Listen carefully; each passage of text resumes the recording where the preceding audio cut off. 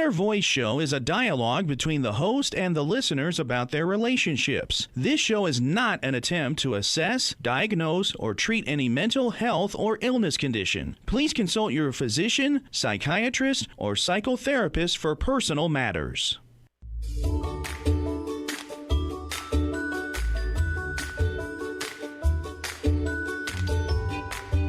Inner Voice, a heartfelt chat with Dr. Foojan.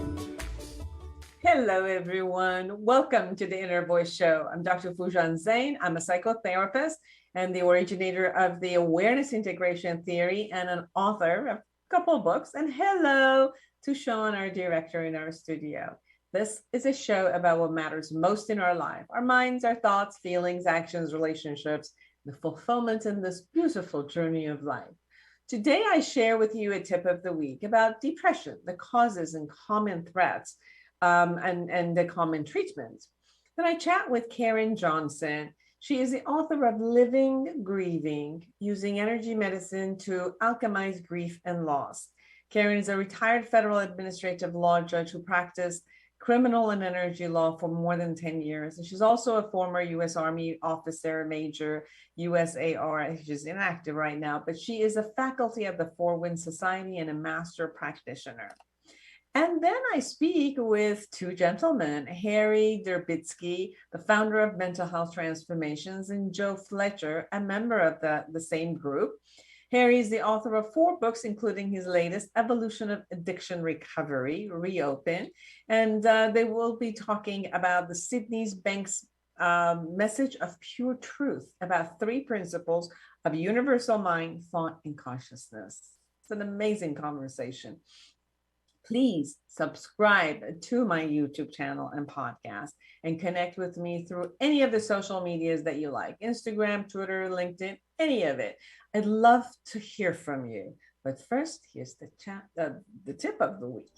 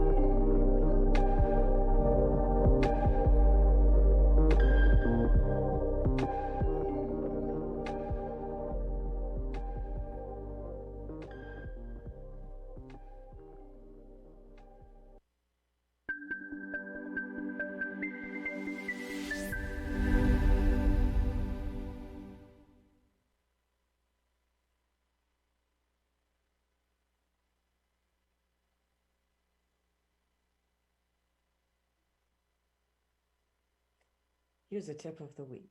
This week, we lost Miss USA 2019 Chesley Christ to suicide. This news brought the seriousness of depression and high rates of suicide to surface again. Suicide is the 10th leading cause of death in the United States.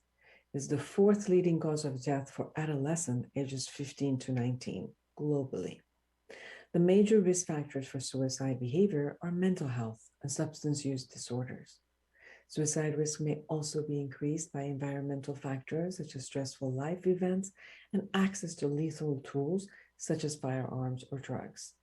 Suicide attempts in the past and a family history of suicide are both significant risk factors. In the past week, I have been talking to many people regarding their state of depression.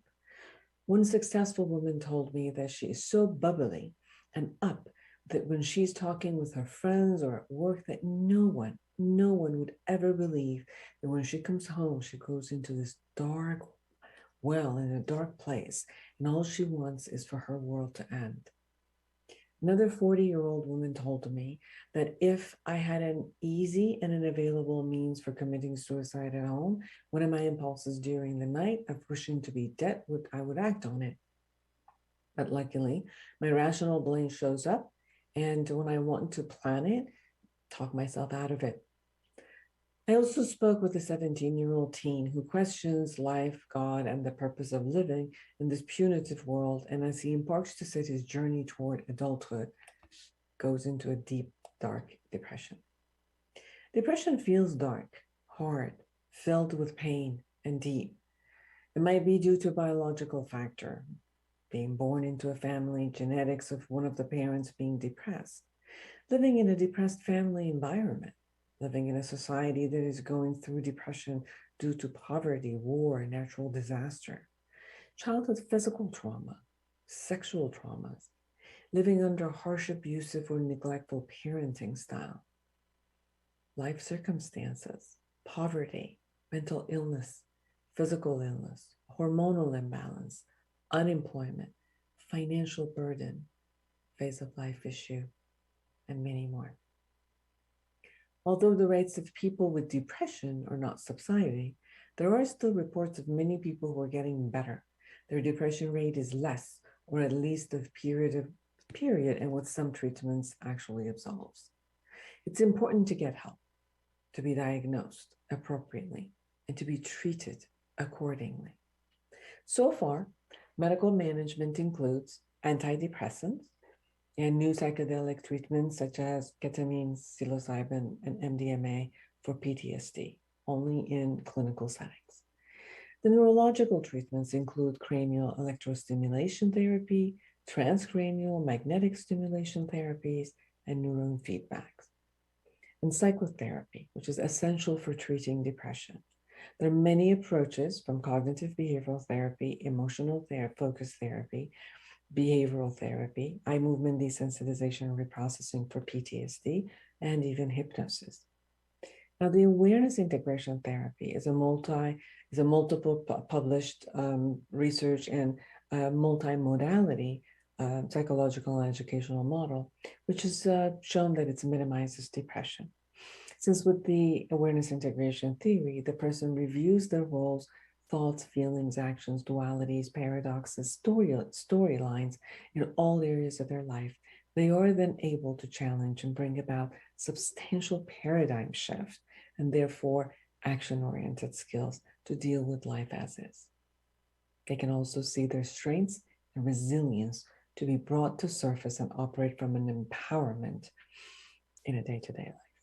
So seek support. If you feel depressed, you deserve to live a happy life and be fulfilled. For more observational and integrational skills, get my book, Life Reset, The Awareness Integration Path to Create the Life You Want. Thank you.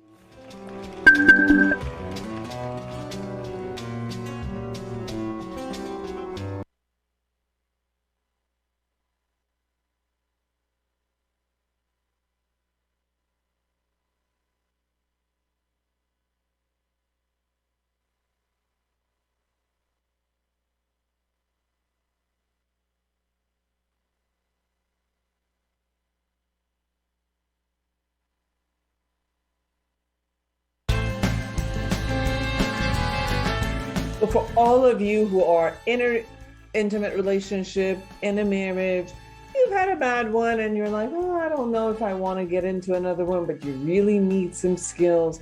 Guess what? We're going to have a 2-day workshop. It's going to be February 26th and 27th, Saturday and Sunday, on Zoom, 12 hours on Zoom, 2 days. It's called Us, in between. Awareness Integration Path to Intimate Relationship.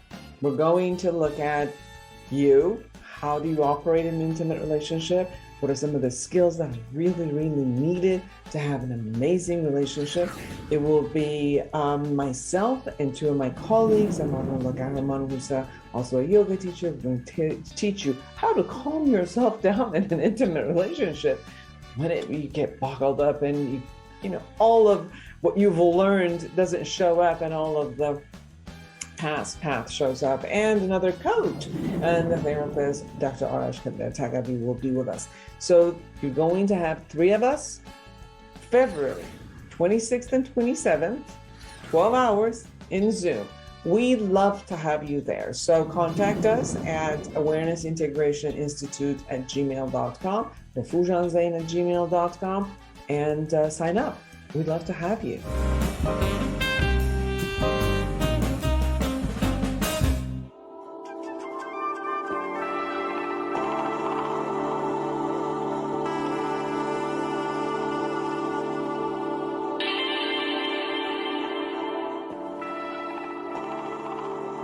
Welcome back, everyone. I'm Dr. Foojan Zeine, and I'm so excited to have Karen Johnson with me. She's a graduate of Georgetown Law Center, a former Fulbright scholar in Afghanistan, and holds master's degrees in public health and public international affairs. Karen is a retired federal administrative law judge who practiced criminal and energy law for more than 30 years. She's also a former U.S. Army officer major, and Karen was personally trained by Alberto Villoldo and is a faculty of the Four Winds Society and the Master Practitioner of Energy Medicine. She has trained extensively in the techniques of illumination, soul retrieval, and extraction of energies, and divination and death rites. And we will be talking about her latest book, Living, Grieving, Using Energy Medicine to Alchemize Grief and Loss. It is so nice to have you with us today. Thank you so much for having me.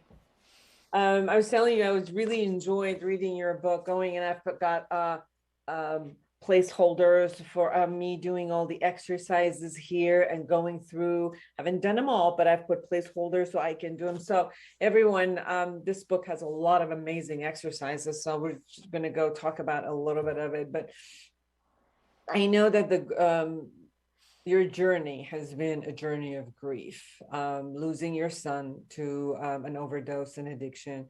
And it tore you apart in every aspect of life. And it seemed like you were trying to find some rope, something to hold you and bring you up. Can you share your journey of grief for us?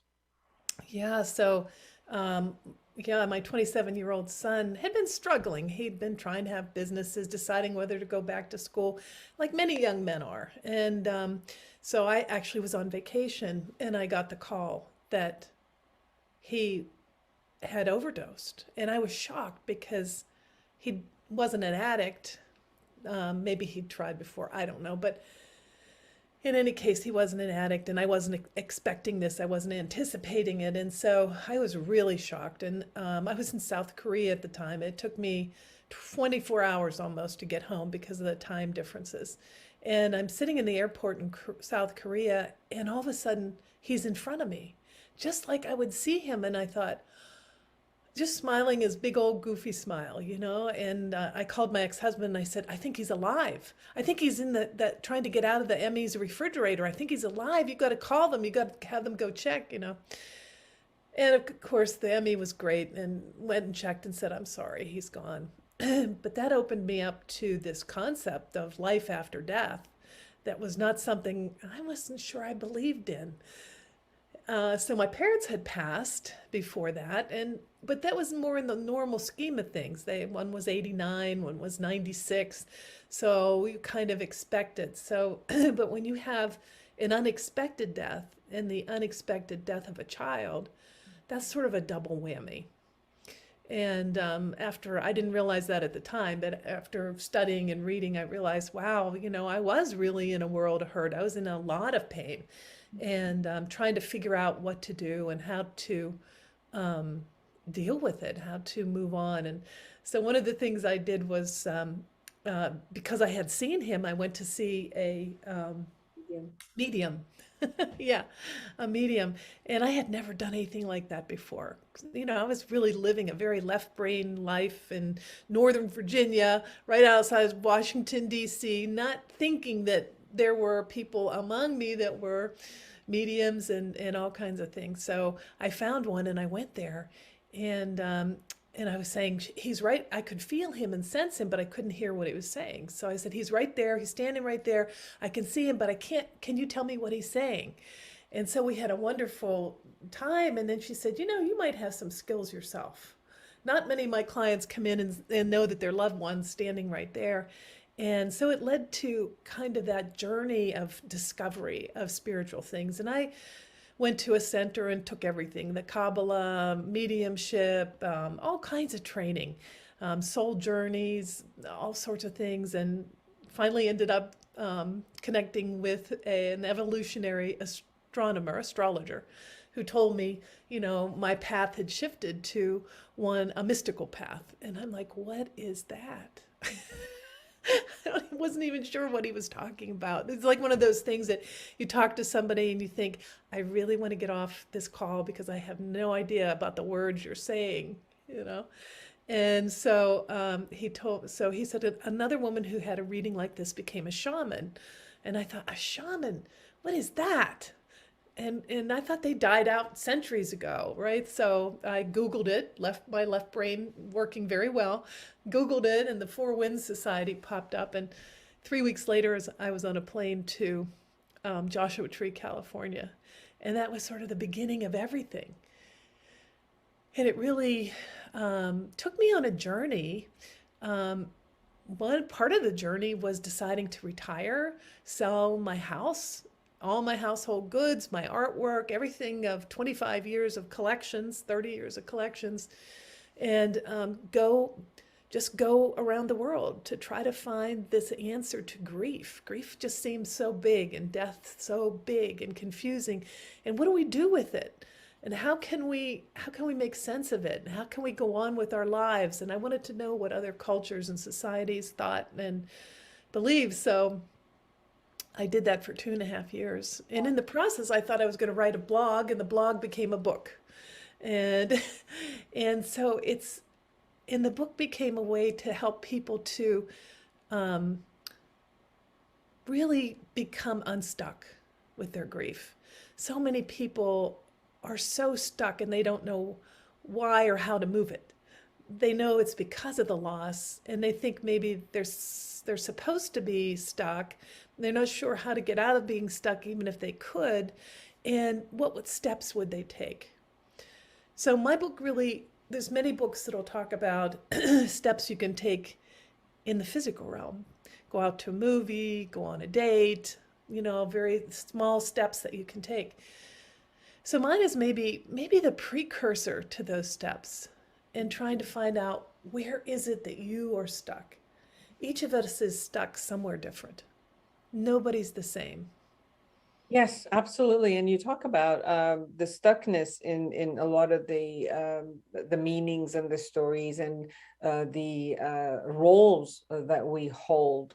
You talked about your role as a mom and how losing your son meant that you had to question every aspect of your motherhood, or who you are as a human being, or every aspect of, were you there or could you? And we usually bargain, like, if only I did this and I did that, and if only he did this and he did that, and the doctors did this, and if the policies changed, if everything changed. So we do a lot of if then, and I've walked 30 years of being a therapist, working with people's grief, could see where each person's identity kind of holds, and that just goes into like a repeated tape, and consistently goes toward the same thing. And as long as those pieces don't open up, it's really hard to move beyond the grief. One of the things that it was beautiful about your journey was, it's not about letting go of the person. You just reframed where the person is.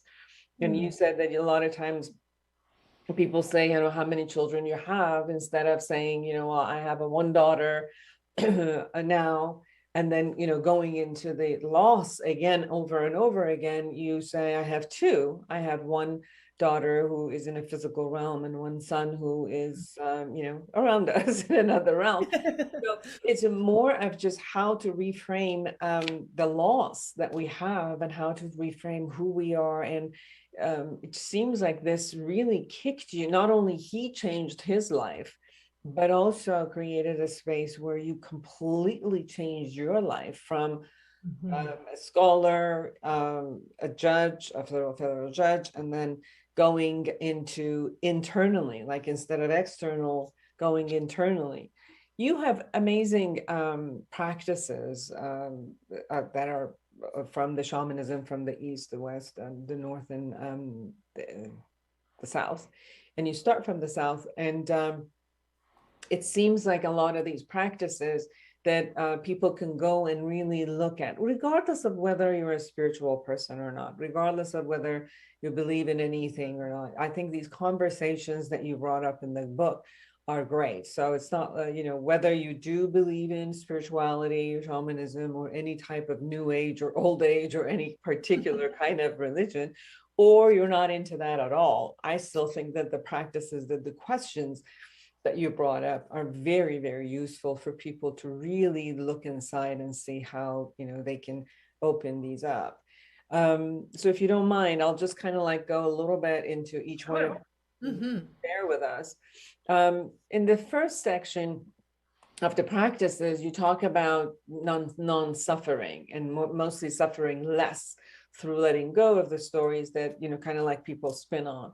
And then non-judgment and non-attachment. And it was interesting to me because as I was reading this, I was looking at a lot of the grief is the attachment itself, right? And then so you're talking exactly this point of suffering, judgment of yourself and others, and then even the person, and then the attachment that holds us. And you promote and you talk about how to go into the states of non-suffering, non-judgment, and non-attachment. Can you share a bit about that? Sure. Yeah. So what I like to have people do is sit in a ceremonial way, or at least in silence. And I ask people to have a candle and a pie tin underneath the candle and a book or something with small pieces of paper.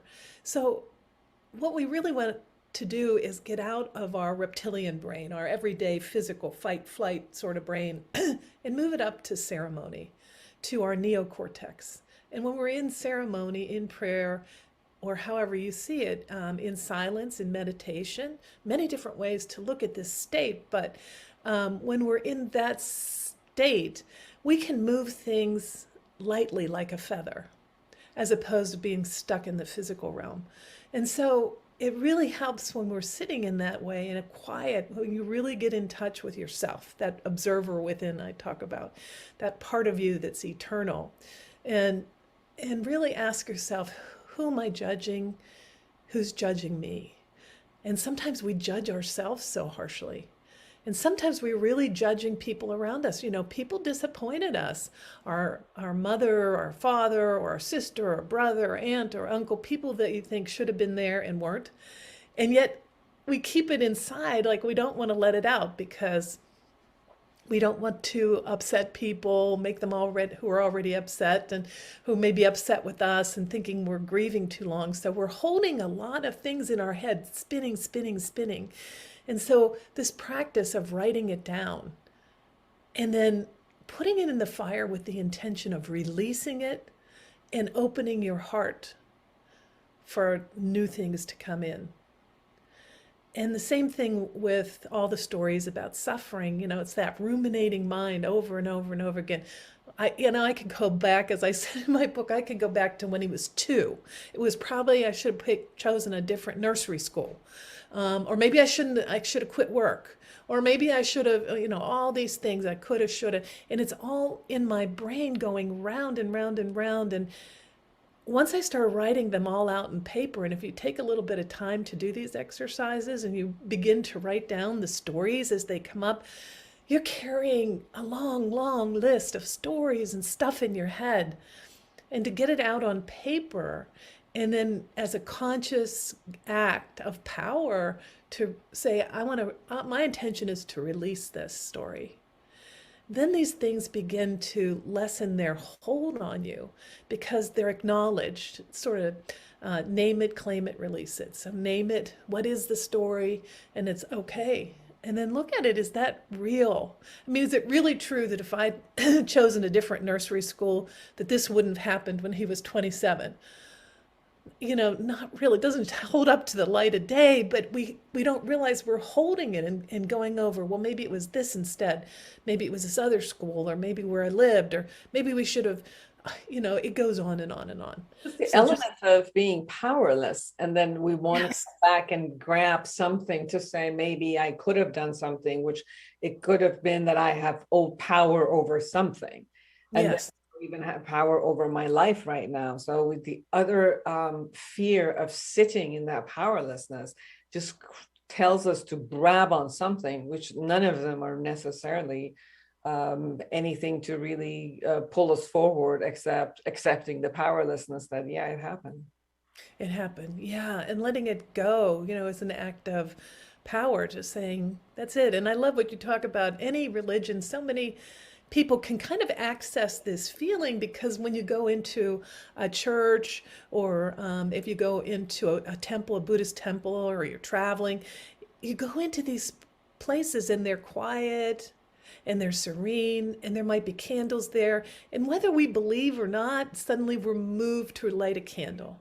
And it's sort of, we're getting into that space of quiet solitude, lighting a candle and allowing things to move through us, to acknowledge them and move through us. So I always say grief is a journey, as above, so below. So the journey of the bereaved is transition, resurrection, and then rebirth.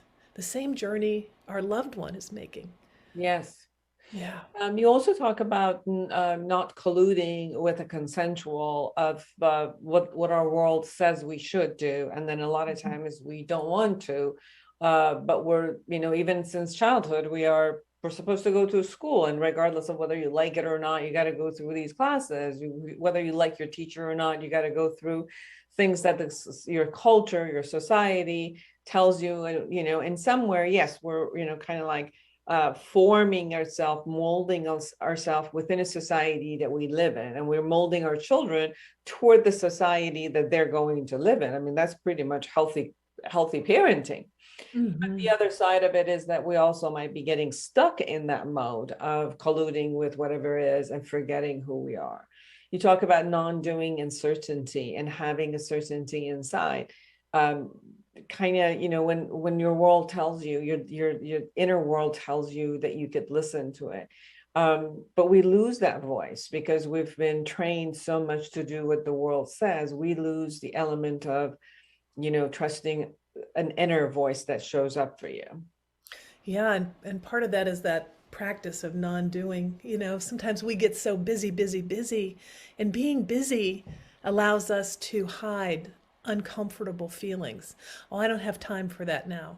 I can't do that now. I've got to do this. I've got to do that. And sometimes we become more and more busy, the more and more pain we're trying to suppress and hold down. And so I love Pema Chodron is a wonderful Buddhist teacher, and she and the head of an abbey, she's amazing. And she talks about when pain is the doorway.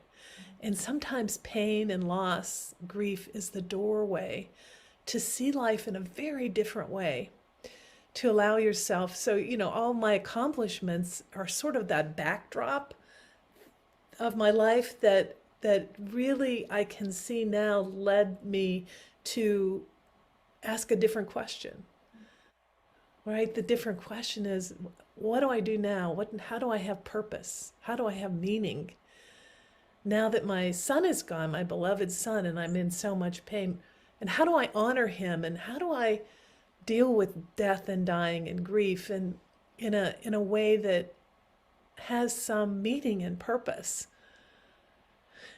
And so, I think that's really the essential question. If we can get back to that from that place of busyness, from that place of colluding with the consensual, for me, it was asking the question, if I could do anything I wanted without worrying about money or, mortgage, cars, anything like that, what would I do?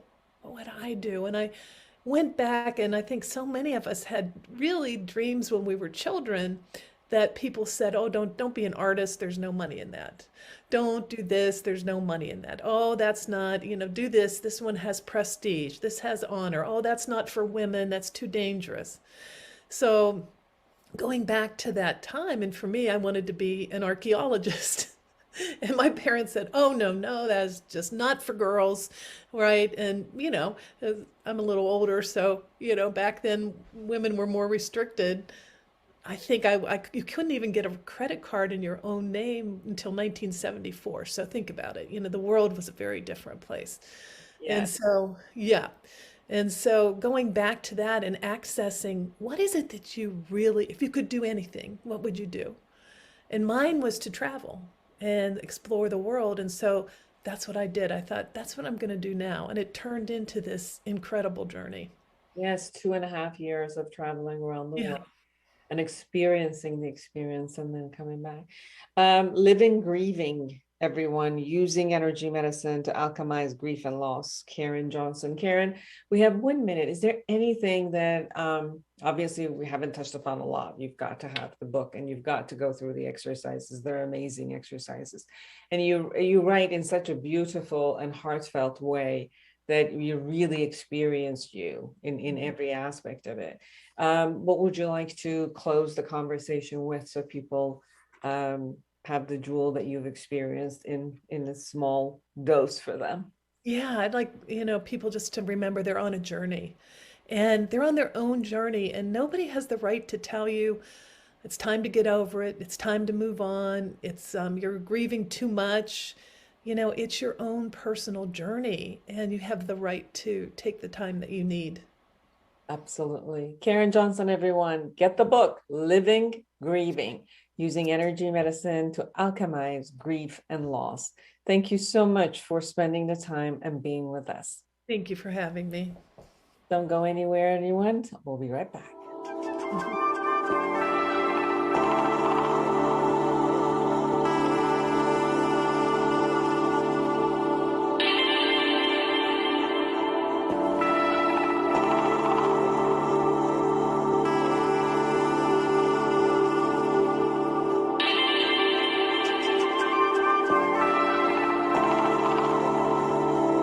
All of you amazing psychotherapists and life coaches around the world, you have the opportunity to become certified in the awareness integration theory and the interventions, which will give you access to be featured in the awarenessintegration.com and the Foojan app, which in both people will be able to find you and want to share with you and work with you, knowing that you are going to be proficient in giving them the awareness integration model. So it's important for all of you to come in to the next course that we have. It will be February 18th to 20th and 9 a.m. to 4 p.m. It's going to be 18 hours online. The awareness integration therapy or theory is a multi-modality psychological educational model that enhances self-awareness, releases past traumas and psychological blocks, reduces the symptoms of anxiety and depression, and promotes clarity and a positive attitude to learn and implement new skills for an effective, productive, and successful life. And in this 18 hours, you will be learning about 9 principles of the model, 9 phases of the intervention, and multiple applications that you may have. So I'd love to hear from you. So go ahead and send me an email to awareness-integration-institute@gmail.com or Foojan Zeine@gmail.com.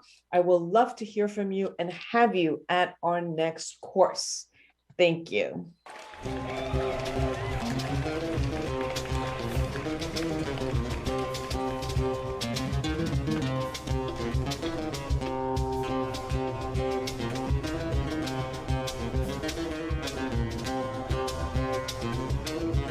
Welcome back, everyone. I'm Dr. Foojan Zeine, and I'm excited to have 2 people with me from Mental Health Transformation. We have Joe Fletcher, who's a member of the Mental Health Transformation Group, and we have Harry Derbitsky, who's the founder of the Mental Health Transformation, and both are the coach. Harry's also the lead coach, and he is the author of 4 books, including his latest one, Evolution of Addiction, Recovery Reopened. I think, Harry, you were an early student of Sydney Banks and personally benefited professionally from Sydney's messages about pure truth, about 3 principles of universal mind, thought, and consciousness.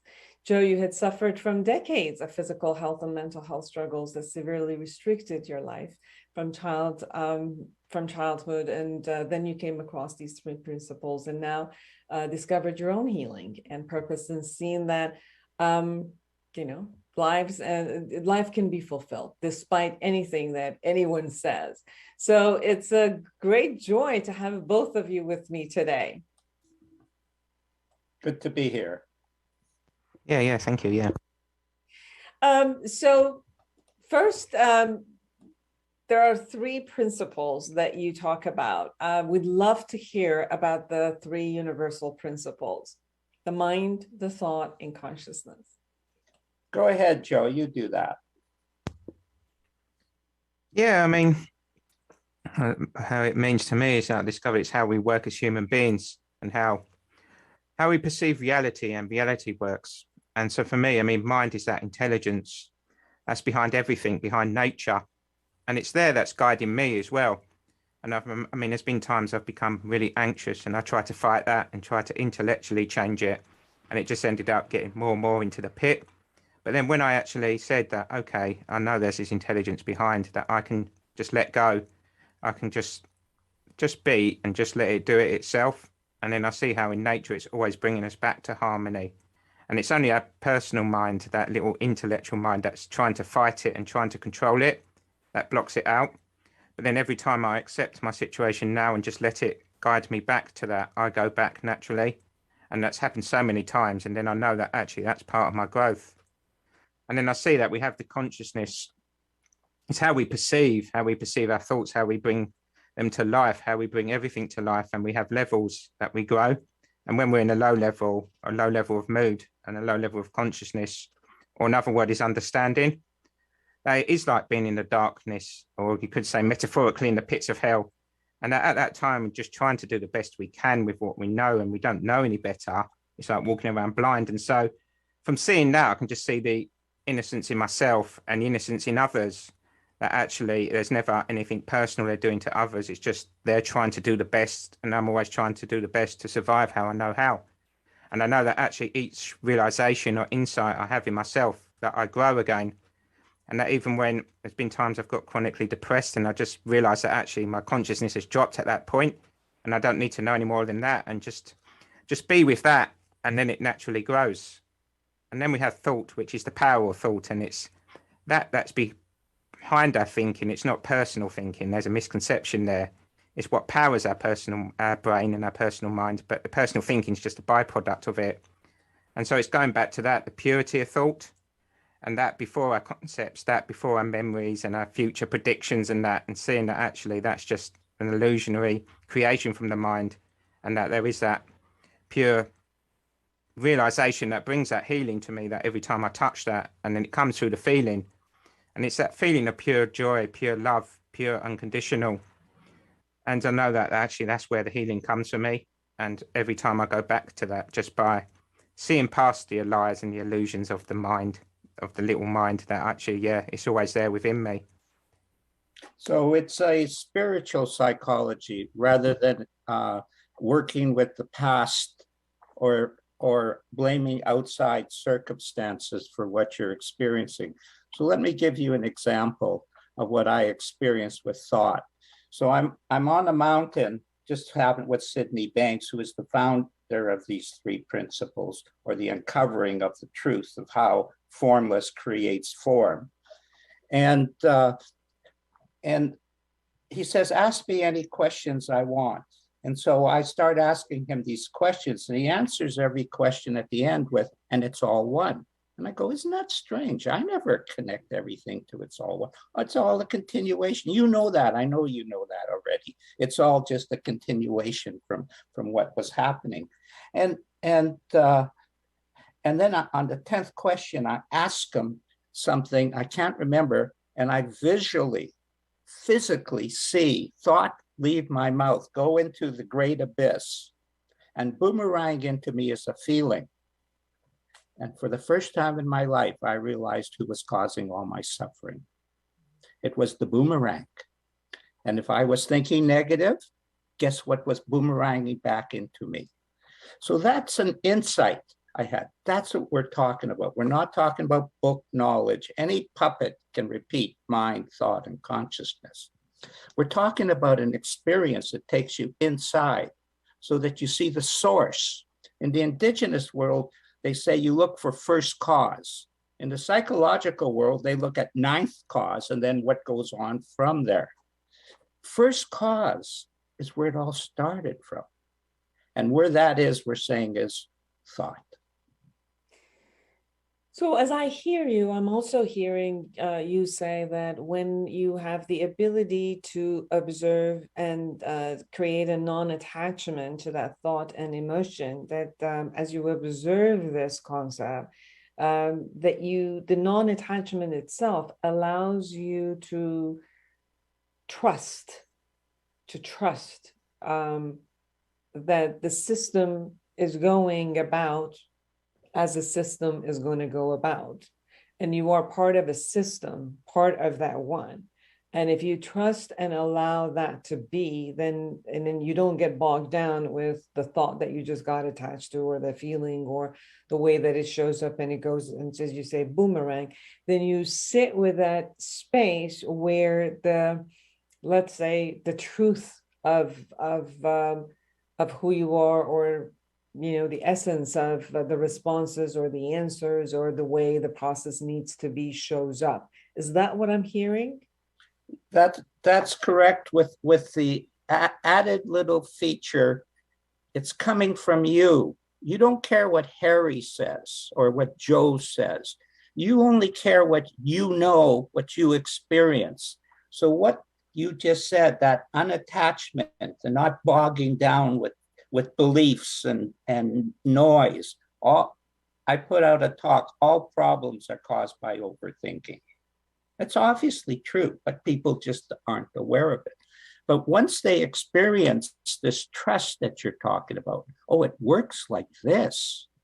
And I know that, not I read that, not I got that from a shrink, or I got that from a guru, or I got that because I experienced. So Joe doctored himself. He saw something and he changed his mind. Yeah. Now you say it can't be that simple, but unfortunately, people, it is. It is that simple. You are just thinking too much intellectually about your low moods. Wake up and start enjoying your good moods. Question that comes up for me, and I've worked with a lot of clients, which this question comes up for them, and then we have to go through the process. But I want to also know from your perspective, is that when it comes to the defining of which one is my thought process, which one is my emotions that are based on the thought process that are showing up, and which one is an intuitive or the truth or the essence or the first cause that shows up. And many people don't know the differentiation between the voices that shows up, or the information, or and the reason I say this is because they would say, for example, that as I'm sitting here, my intuition or my emotion says, my inner child, however they call it, says this is what I want. And then yet, like, for example, your book is about addiction. Many times when we're talking about that essence of them is going and running after something that they mistake by that is their essence. And the distinction sometimes is not there for them. And, that sometimes is their attachment to something that is actually more detrimental for them. Or is there a way from your model and from your perspective that they could distinguish between these essences or voices or the thought process that shows up for them? It's a great question. Honestly, just really at the heart of everything, of the reason you want a deeper understanding. That is at the heart of it. And because you've heard it so often, it's on people's minds. Why are people talking about what's not on their mind? That is what's on their mind. So Joe, you go for it. Yeah, for me, what we would call the ego mind, or the sense of self-importance, it always wants more, and it always thinks it needs it from outside, and that it just wants more happiness, it wants more enlightenment, more this and more that, or more things, and that's just a temporary relief. And it's because it thinks we're not already complete, and actually, truly, we know we are already complete. And when that voice comes, it's so distinctive. You can't mistake it, really. You've got that little noise, and then suddenly it'll just burst bursty negative feelings or burst of depression or burst of concepts and that, and it's like it just drops away. And for me, it just comes up through inside as well. It's not something I try to think about or try to get. And then when that happens, I just feel so positive inside, and I can just feel the lift inside me, and just the whole world looks different. I mean, like the other day I was met a friend who he's had a lot of problems with tranquilizers and that, and he was just really depressed. And I asked him how he was, and he says, I'm really ill. And I just, because he's quite religious, I'd asked if he'd been to church, and he said he can't go at the moment because of lockdown. And then I said, well, God's in you and God's in here. And that actually, and then he started to brighten up. And then he said about how he loves God and he loves Jesus. And I said, they love you too. And that whatever you do, they're always with you, and to keep the faith. And then he just brightened up. And then I just felt this whole joy inside me, this positive feeling, and just the whole reality of the town I was in changed, and everything just looked more beautiful. The people looked different. Everything looked different. And so once you've experienced it, there's no mistaking the two. I mean, it's just so distinct between them, and how it changes your life and changes your whole outlook on things. You have to prove it to yourself, Foojan. You have to, the feelings have to prove to you that they're correct. And if you misread them, let's say you feed in misinformation, or you have a trigger or an attachment to that, it will always take you in the wrong direction. That's the proof. That feeling that you thought was a good feeling was not a deeper feeling of who you are, your true self. And when you follow a feeling and it takes you deeper into levels of consciousness, or levels of understanding, or levels of feeling, you can then know when that feeling shows up, I can trust it. It must prove itself. And so it's a science. It's just this. Dr. William James said there are principles in psychology. I don't know what they are, he said, but I know they are there to make it into a science. It is a science. No one can tell you when you have a feeling that it's not real, except one person, Foojan, you. When you say that is, I've been practicing with this with myself, with my clients. And I think you appreciate, because of working with the addiction, I've been an addict to cigarette and then food all my life. So it's interesting is I hear the bargaining. So there's this part that I don't ask myself if I should have this. I just bargain that I should. And when I've done the exercises of, can I have this? Is this good for me? It's crystal clear when my body and my essence says yes or no, but I don't even ask, because my bargaining aspect of my addict just wants it. So I'm just going to say, yes, that's what I want. And I've really watched these two pieces and promised myself that I'm going to ask the first question first, which is this for me? As is this what I should eat? Is this good for me? And I know that when I ask the right question and answer or listen to the answer, that my body does tell me the right answer for me, and I can distinguish between those voices. So that has been my kind of finding for myself. Just wanted to share that with you based on what you were saying. Yeah, well, that's it. See, what's happened is your level of consciousness went up. And so you're looking at it from a different perspective. It's not as stingy as it was before, when your level of consciousness or understanding was. So you're actually, what's happened is it's never as bad when your level goes up. And that's what's happened to you. You've seen clearer. You say, well, I haven't seen it fully. The purpose is you've grown as a human being, and you become a better person. You have more compassion for your clients now because you're on a higher level. And finally, at the end, you actually have more compassion for you. Yes. For you. And you don't care that Harry is happy.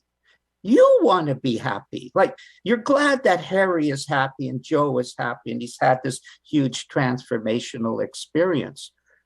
But you still care You want to be happy. And we define our happiness by our results. That's a mistake. You are growing. You have let go of so much of it. Yeah, you still have stuff you don't know. Well, welcome to the human club, to be honest. Me too. Me too. Yes. We have a couple more minutes, and I just wanted to give you guys a chance to talk about the Mental Health Transformation Group and how can people find you and be a member? Well, first of all, it's a closed group. So we're not looking for masses of people. What we're looking for is specific things, and they're invited by myself to join the group. I'm the lead coach, but we're a team. We're teaching each other. So it's not like my model or I'm the leader and they follow what I do. I probably kick more bum than anybody else in the group, but Joe, you go on with what you feel the group is and who you are in it. Yeah, it's that camaraderie, really. We grow together, and then that's when we feel that oneness, that we all have that wisdom and seeing beyond problems and the ideas and that and what we think we are. And so that when each one has their wisdom, it touches the others and we see more and more together. And yeah, I mean, you can contact me at mentalhtjoe@gmail.com and I'll be happy to share any videos we have and Harry's book as well. And it's seeing as well that how it's different to the other groups I've been in. So I've been in lots of different mental health groups, and that they're about negativity and diagnosis and problems and that. And I see that when I come to this group, I might have had problems before, but we've talked about a spiritual reality. And from that point of view, it's just they drop away and I've forgotten to even talk about them. And then afterwards, like, darn, I was going to talk about them problems. And it's a whole different view of looking at the world, that actually it's not by digging in the mud and digging in the swamp. It's by actually seeing who we truly are and where that really resides. And that's where the healing is, that when you're in groups like that, you actually naturally grow and you naturally see past problems, that they are just that mind created illusion, really. And you drop your beliefs about what you are. See, when Joe first came, he thought he had to, if we give a talk, we had to have this doctor on and this. I said, no, Joe, you're the proof. You're the proof. And you know what? That was hard for him to see. But once he saw it, he said, oh, actually, this feels pretty cool because it's true. Yes. Not because it's sugarcoating and trying to promote a brand and all this stuff that the mental health field is into. People, watch your beliefs. You're healthy already, except for your thinking. And do you have a podcast? I have quite a few podcasts that I do, and webinars. But we meet once a week, and like I said, it's a closed group where we soar into higher levels of consciousness, and then they doctor themselves, and they teach me. And so I'm the lucky guy. See, I never know when a person is going to change. Right. But I am an excellent judge of horse flesh. And I can tell people, even though nobody else sees it, I see it. You know why? Because I feel it. Yeah. That's all. I can't do it intellectually. Yeah. You can't get free of your mental scenarios through an intellectual information thing. If you're going to try and solve your low moods with intellectual bullshit that the status quo world is offering to you, good luck. But don't blame the bullshit. You're the one who's eating it. Thank you. Harry Derbitsky and Joe Fletcher, Mental Health Transformation Group. Thank you so much for spending the time coming in and sharing your worlds with us. Oh, really short but sweet. Yes. Joe, any last comments? Yes, it's to trust and know that actually you're already there and you already have it within yourself, that you don't need it from anywhere else. And it's just a misbelief that's creating your issues and your mind's tendency to project into the past and future. But actually, when it quietens down again, we always find that healing again. Beautiful. Thank you so much, both of you, for spending the time to be with us. And for all of you, create an amazing life for yourself and everyone around you. And until next week, bye-bye.